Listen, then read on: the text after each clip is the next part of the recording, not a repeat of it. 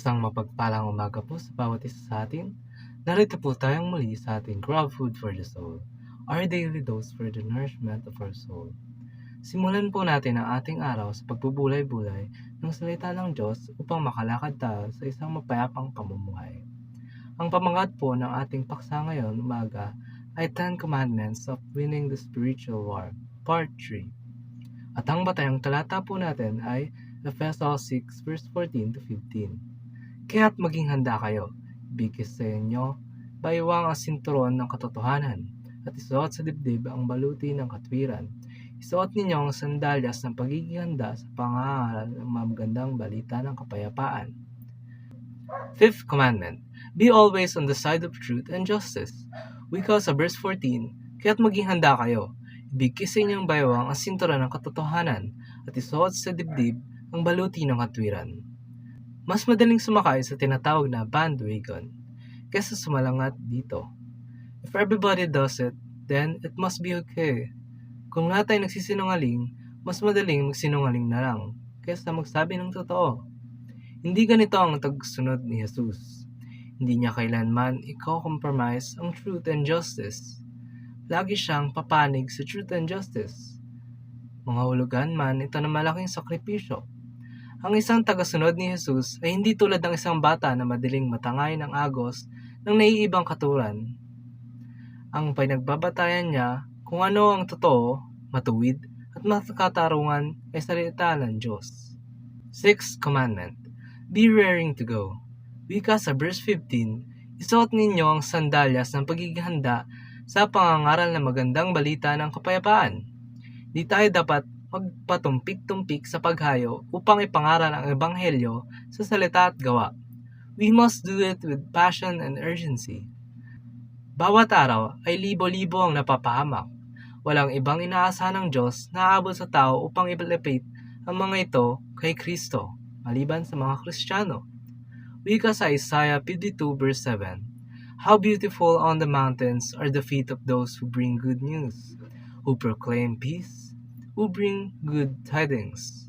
Wala nang higit na nakapagbigay kasiyahan sa Diyos, kundi ang mga taong nagagamit niyang instrumento ng kanyang pagliligtas.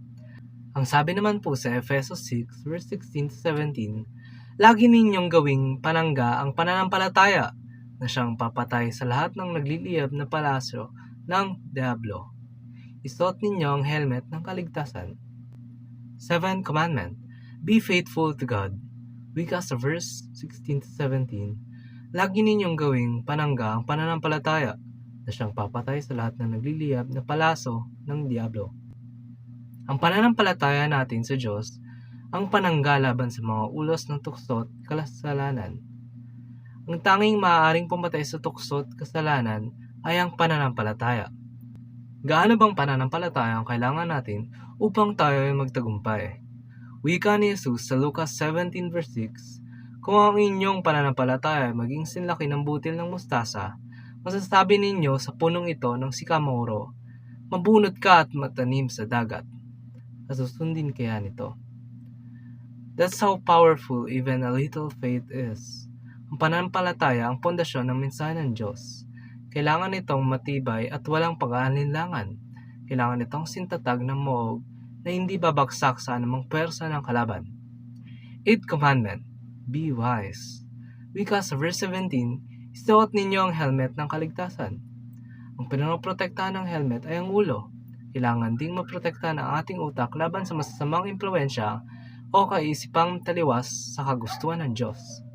Sa Mateo 10 verse 16 ay sinabi ni Jesus, Tignan niyo, isinusugo ko kayo na parang mga tutal sa gitna ng mga asong gubat. Kaya't maging matalino kayong gaya ng ahas at maamo na gaya ng kalapati. Tayo ay nabubuhay sa isang asphalt jungle na kung hindi tayo magiging matalino ay mapapatay tayo ng tukso at kasalanan. Kailangan tayong maging matalino, mailap, maliksi tulad ng isang ahas sa pakikiharap sa pamanlinlang na kasamaan. Ngunit sa kabilang nito ay hindi dapat nawawala ang ating kaamuan at kababaang loob. Tayo po ay manalangin. Diyos amang makapangyarihan sa lahat, salamat po sa araw po na binigay niyo po sa amin. Salamat po na nakadalaw po kami sa ating Grab Food for the Soul po. Protektahan niyo po ang mga kapatid po namin na pupunta po sa trabaho ngayon at mga estudyante po na pupunta po sa mga kanilang silid-aralan. Salamat po sa mga blessings po na tatanggap po namin sa protection po.